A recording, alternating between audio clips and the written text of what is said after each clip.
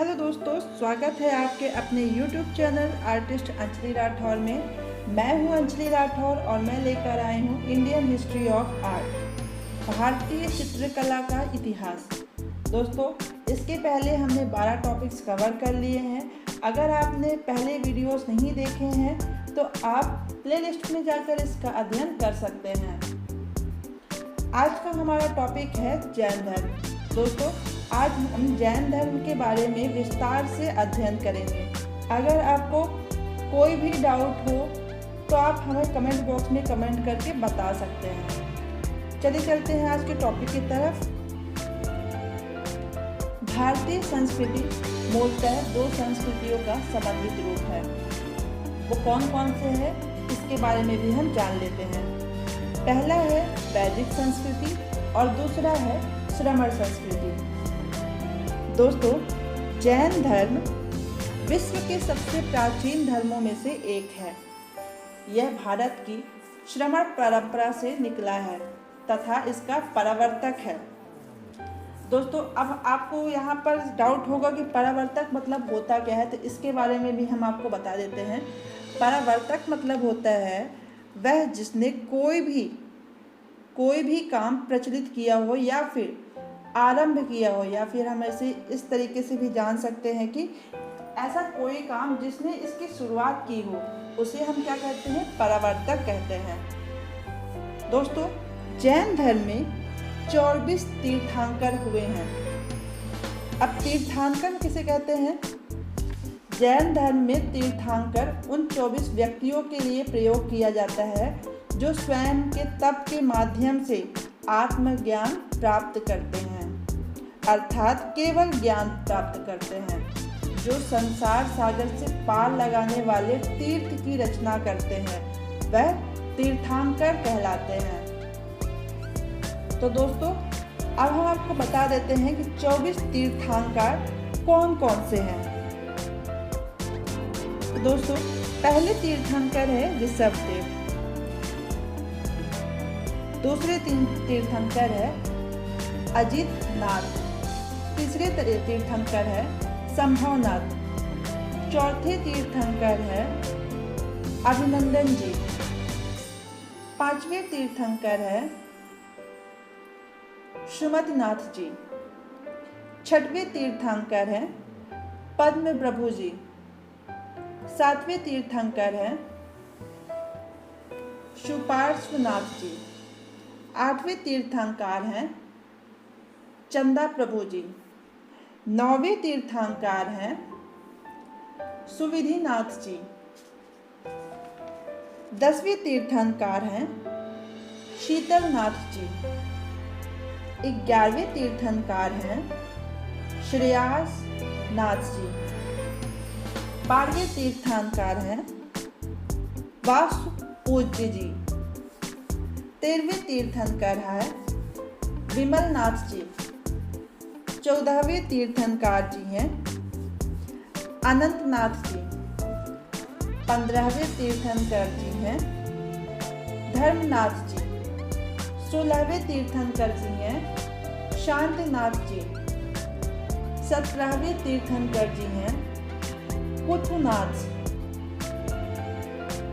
18वें तीर्थंकर जी हैं अरनाथ जी, 19वें तीर्थंकर जी हैं मल्लिनाथ जी, 20वें तीर्थंकर जी हैं मुनि शिवव्रत जी,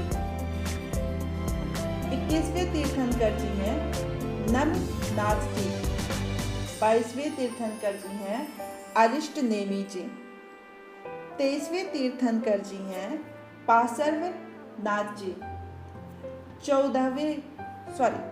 24वें तीर्थंकर जी हैं वर्धमान महावीर।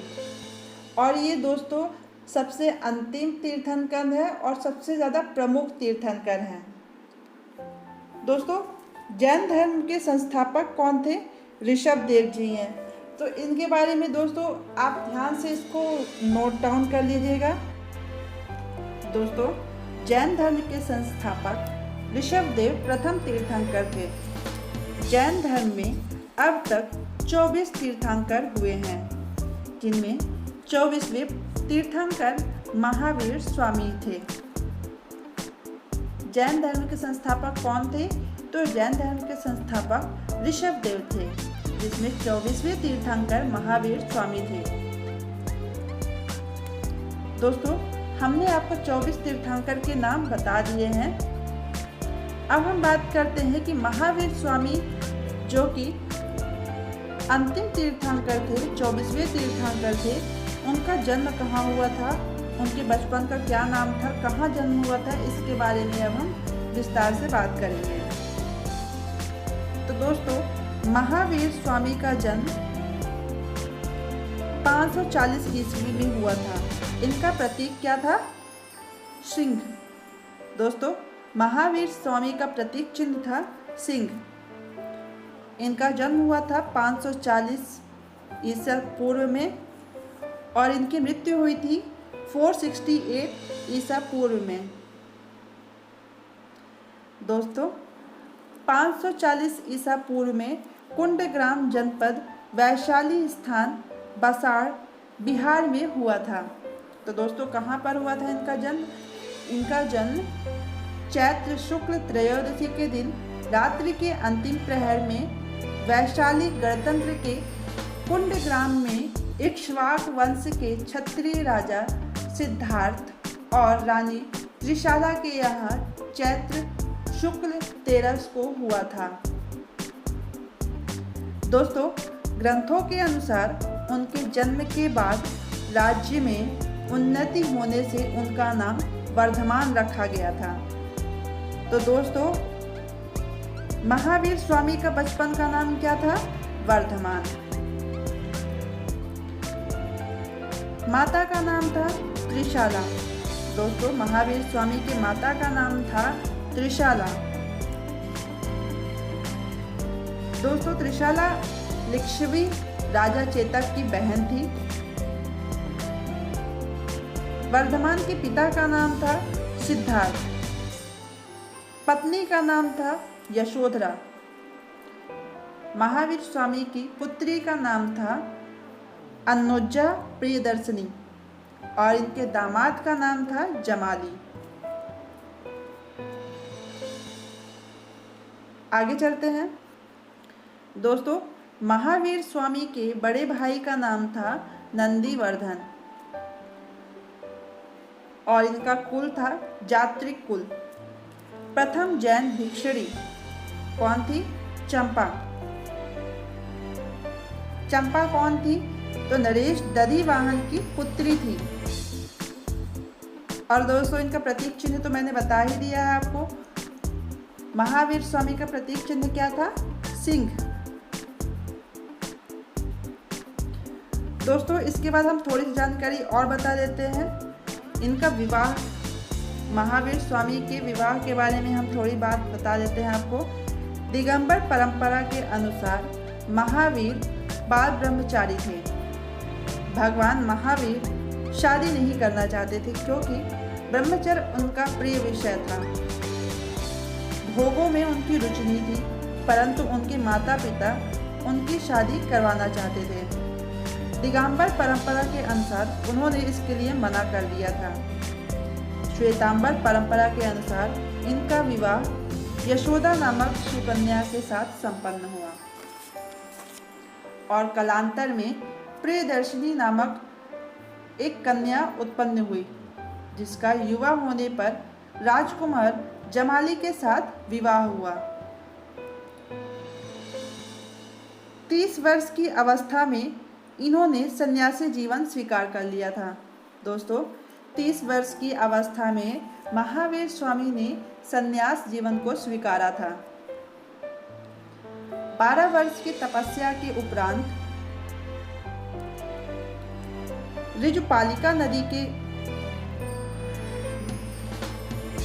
12 वर्ष की तपस्या के उपरांत जिम्भिका के समीप ऋजुपालिका नदी के तट पर साल वृक्ष के नीचे उन्हें ज्ञान प्राप्त हुआ।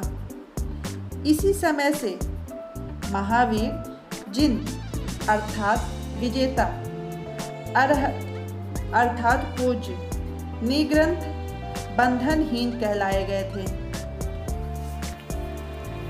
दोस्तों, 12 वर्ष की तपस्या के बाद जुम्बिका ग्राम के समीप ऋजुपालिका नदी के तट पर साल वृक्ष के नीचे इन्हें ज्ञान प्राप्त हुआ था। इसी समय से महावीर जिन मतलब होता है विजेता, अर्हत मतलब होता है पूज्य, निग्रंथ अर्थात बंधनहीन। दोस्तों,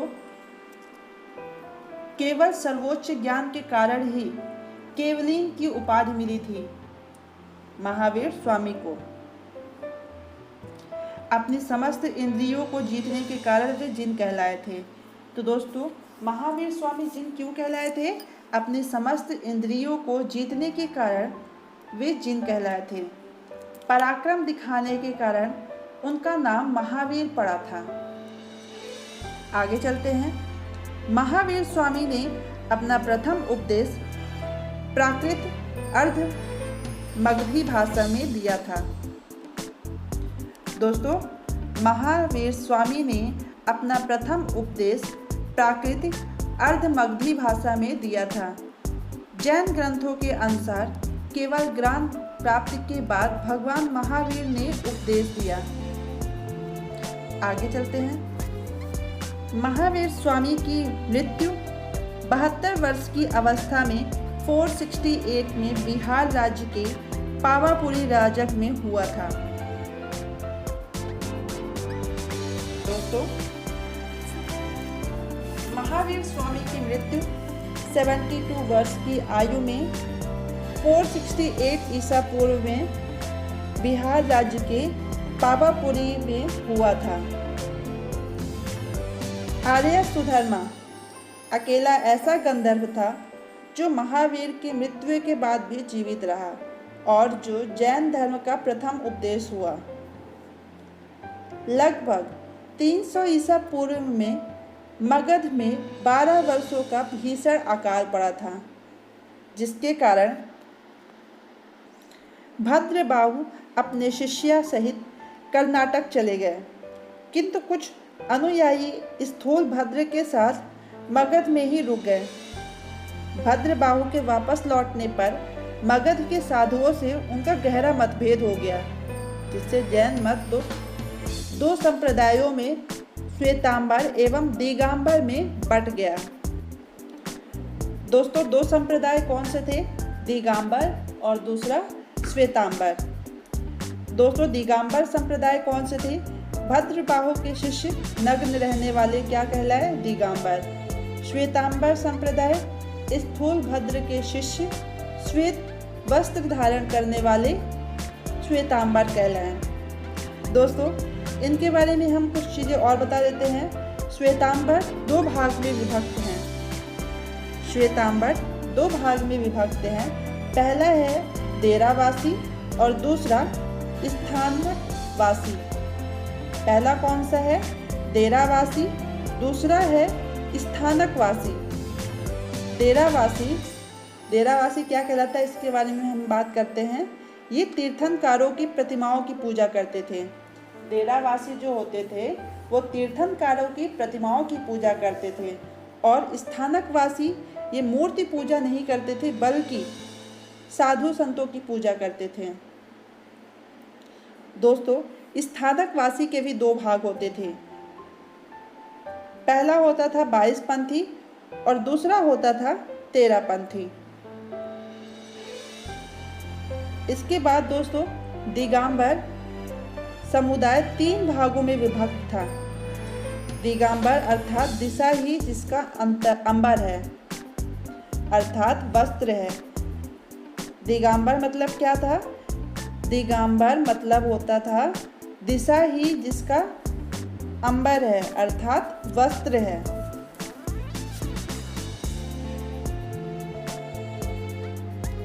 दोस्तों, अब आपको समझ में आ गया है कि श्वेतांबर समुदाय कौन थे और दिगंबर समुदाय कौन थे।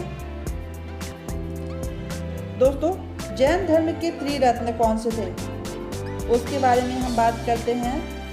पहला था सम्यक दर्शन, दूसरा था सम्यक ज्ञान, तीसरा था सम्यक चरित्र।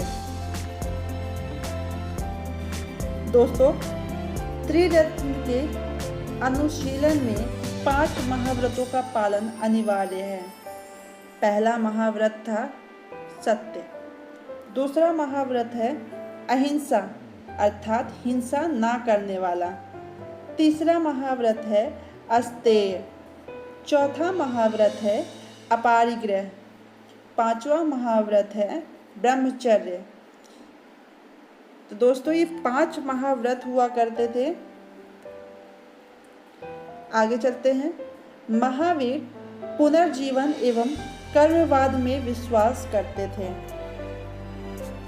दोस्तों जैन धर्म में सप्तभंगी के अन्य नाम स्यादवाद और अनेकतावाद हैं। दोस्तों जैन धर्म में सप्तभंगी के अन्य नाम स्यादवाद और अनेकतावाद हैं। नेक्स्ट पॉइंट है जैन धर्म में अपने आध्यात्मिक विचारों को सांख्य दर्शन से ग्रहण किया गया है। दोस्तों आज के लिए सिर्फ इतना ही। ये वीडियो का फर्स्ट पार्ट है। जैन धर्म का हम सेकंड पार्ट जल्द ही लेकर आएंगे, तो आप तैयार रहिएगा और इस वीडियो को पूरा देखिएगा, तभी आपको नेक्स्ट पार्ट हमारा समझ में आएगा अच्छे से। तो दोस्तों आज के लिए सिर्फ इतना ही। नेक्स्ट वीडियो में हम जल्द ही मिलेंगे दूसरे पार्ट के साथ। Thank you so much.